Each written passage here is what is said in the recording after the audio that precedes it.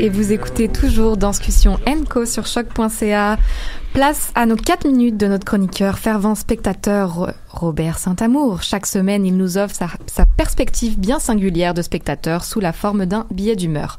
Robert Saint-Amour, décidément, aujourd'hui, je ne veux pas dire ton nom, nous propose aujourd'hui Pour aller à la rencontre de l'autre. Bonjour Robert. Bonjour Clara, merci. Et bonjour à vous tous aussi. Je ne sais pas pour vous, mais moi, la semaine dernière, j'étais fort fébrile. Avec mon programme papier du FTA en main, je devais faire mes choix. Mais c'est d'abord le mot de bienvenue écrit par David Lavoie, collègue de cette émission, qui m'a accueilli et il débutait fort bien. Le Festival Transamérique est une porte ouverte sur l'autre. Il ajoutait aussi, un peu plus loin, que le festival est un lieu privilégié pour appréhender les contours d'une humanité en constante évolution.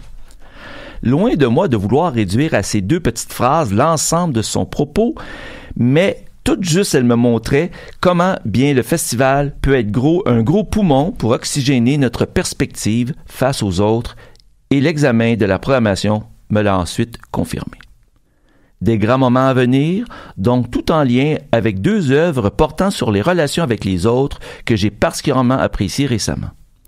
Elles avaient des perspectives différentes, fort pertinente, et vous me permettrez d'y revenir aujourd'hui. D'abord, Dialogue de Wen-Wei Wang, qui nous proposait différentes déclinaisons de la rencontre et du vivre avec l'autre, tout en gardant sa propre identité. Dès le début, difficile de ne pas être intrigué par les 5 chaises vides en arrière-scène qui, peu à peu, trouveront preneur, sauf une. L'attente, ou plutôt l'expectative sur la suite, est bien mise en place avec d'abord cette cohabitation passive.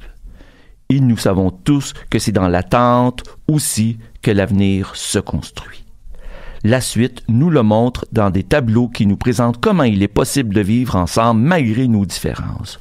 Pour y arriver, le chorégraphe met sur scène 5 interprètes différents, nationalité, langue, orientation sexuelle, comme l'indiquait le feuillet de la soirée.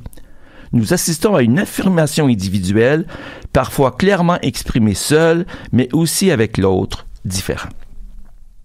Malgré les confrontations et les soubresauts du choc de ces rencontres, leurs différences réussissent à cohabiter avec celles des autres. Une perspective qu'il m'a été tellement agréable à voir. Et le tout se termine avec une boule disco qui fait rayonner jusqu'à nous les éclats lumineux de ces moments, tels des messages d'espoir. Un signe évident qu'il nous invite à les partager au plus grand nombre. Cette œuvre en suivait une autre qui proposait une rencontre avec les spectateurs au sens propre du terme. Ismaël Mouaraki, avec Phénoména, nous proposait sa vision de ce que nous pourrions devenir dans un futur, peut-être pas si lointain, et qui sait, probable aussi. Si extrapoler sur l'avenir du genre humain est incertain, il en reste que c'est ce que nous découvrons devant nous en est une expression assumée. Ces êtres humanoïdes, aux gestes robotiques, brillamment incarnés, nous proposent dans ce lieu sombre, en apparence fermée, leur rencontre avec l'autre, riche de ces tentatives, pas toujours fructueuses. Puis arrive le moment où le cours des choses prend une tournure vers nous, spectateurs. D'abord toute riche en hésitation en aller-retour, les rencontres se développent vers certains d'entre nous, spectateurs de la première rangée, palpable et visible à l'activité de ces neurones riches de leurs échanges synaptiques sensibles à la nature de la réception souhaitée, ou non, du spectateur invité au contact.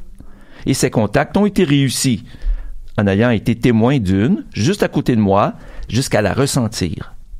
Si le lieu est sombre, le propos lui est éclairant pour la suite et me rejoint totalement.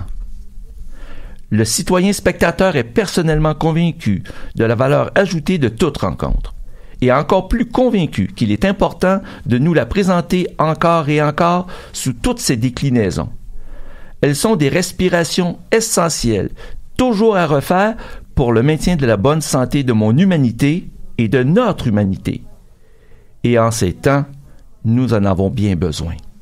Voilà pourquoi, lorsqu'il est possible de le faire, lors du festival, avec des perspectives tout aussi différentes qu'éclatantes, il serait bien dommage de s'en priver. Mais je m'arrête ici et bonne prochaine semaine de danse et aussi n'oubliez pas d'acheter vos billets passeport vers une société plus ouverte et accueillante. Merci Robert pour ce